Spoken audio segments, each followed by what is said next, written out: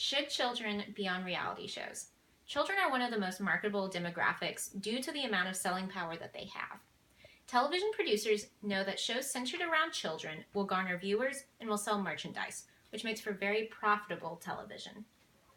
There have been many times when I've flipped through cable networks and stumbled onto a show centered around children exhibiting a talent with minimal or dangerous adult supervision. I find myself asking why these kinds of shows exist in the first place, and what kind of parents would sign off to let their child participate in that madness. The easy answer is money. Kids make money. When I hear somebody talk about kids on reality shows, the first thing that comes to mind is Dance Moms. Dance Moms is a show centered around the mothers of young dancers and their internal conflicts with one another. The main issue with this is the show's choreographer, Abby Lee Miller. Miller is borderline emotionally abusive to the children, choreographs very mature dances for 11-year-old girls, and puts them in provocative costumes. All of this is for views and profit. Granted, this show was my guilty pleasure in high school. It made for troublesome television. It is truly fascinating that the mothers in the show willingly bring their daughters to a woman who films herself screaming at their children. And since the show has kind of declined in viewership, there have been a couple of the original cast members who have come out and spoken against Abby Lee and just about the amount of stress and pressure that they were under while they were on the show. Similarly, the show Toddlers and Tiaras is a look into the lives of young pageant stars. The main issue here is that the mothers appear to be using their daughters, and sometimes sons, to live out their bizarre stage dreams. They attempt to age their child's appearance drastically with the use of makeup, false teeth, also known as flippers, and costumes. The result is disturbing. It feels wrong to watch a 3-year-old be transformed into a 30-year-old right before your eyes. Toddlers and Tiaras also brought out a very significant question that no one really seemed to be asking before this show. Do the kids actually want to be in these pageants?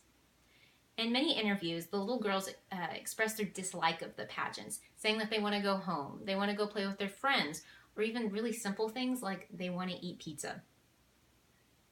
It seems as though the parents are forcing and exploiting their children into uncomfortable situations for money.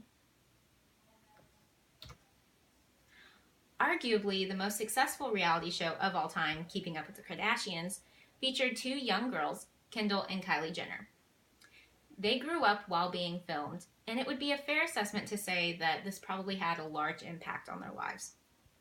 Both sisters have spoken out about how they feel about this fame. Kylie Jenner said that she wished her family was not famous and that she craved privacy and felt like she never got to grow up. Although she is now successful with a makeup company of her own, it would be interesting to hear how this affected her growing up more. One of the most recent examples of reality shows churning out profitable children is Dr. Phil's Cash Me Outside Girl. Her name is Danielle Bregoli, and in an interview with her, she was brought onto the show by her mother. She spoke this infamous line that launched her into stardom. She launched a rap career soon after her appearance on the show, and since then has been sexualized by the masses in a very uncomfortable way, even though she's only 15 years old. The question now, are there good reality shows that feature kids? Yes. Bad news is there's not many. Kid Nation, a show from 2008, was based on the premise of Lord of the Flies.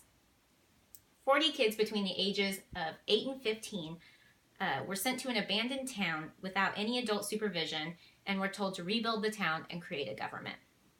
Although this show may sound unsafe, there was many precautions set into place, and the whole show came off more as a science experiment more than a drama-filled show. Audiences, unfortunately, did not catch on to this show. The other example is MasterChef Junior. So this is the show that Gordon Ramsay started. And I think this show really sets the bar for what reality shows featuring children should be. It's children competing in a healthy way with adult supervision.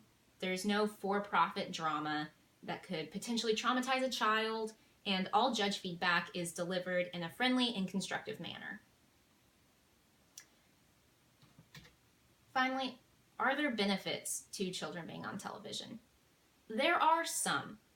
There are circumstances that occur when the child turns into a well-developed adult and is capable of handling the fame, like Kendall Jenner.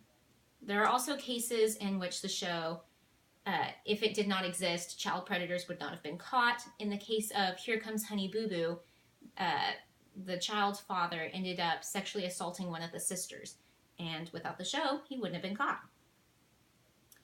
It's also said that having children on TV can set a good example for other children. It can help motivate children to really go towards their dreams. There's nothing wrong with that as long as it is being portrayed correctly. Competition can be healthy as long as the portrayal is healthy. Overall, however, the majority of reality programs being made that feature children are toxic and poor examples to follow.